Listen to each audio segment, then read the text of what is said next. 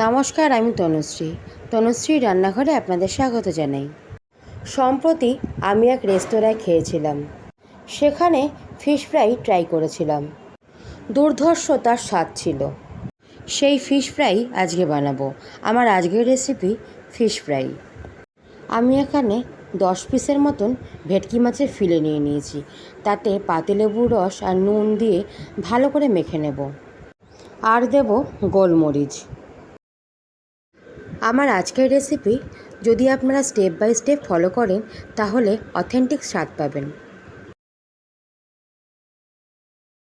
আমি একটা বেসিক মশলা বানিয়ে নিয়েছি।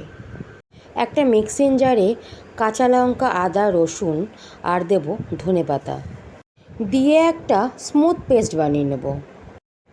মাছের ফিলের মধ্যে একটা ডিম ফাটিয়ে দিয়ে দিয়েছি।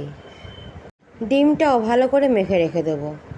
এদিকে মশলার একটা পেস্ট তৈরি হয়ে গেছে।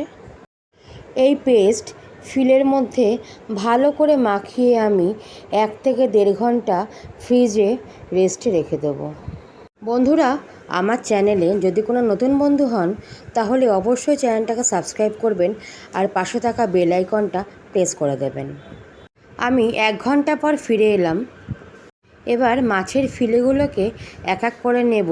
কর্নফ্লাওয়ারের ব্যাটারে চুবিয়ে বিস্কুটের গুঁড়ে কোট করতে হবে।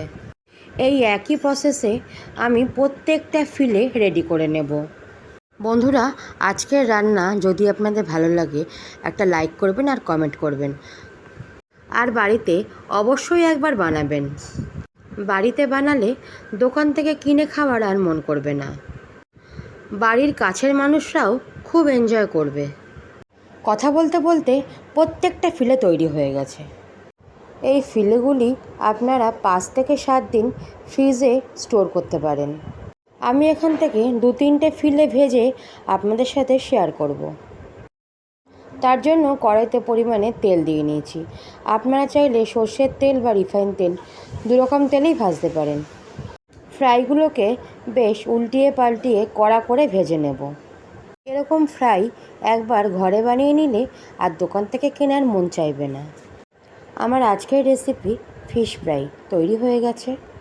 টাটা বন্ধুরা, আপনারা সুস্থ থাকবেন আর ভালো থাকবেন। আপনাদের কাছে অন্য কোনো রেসিপি নিয়ে আবার হাজির হব।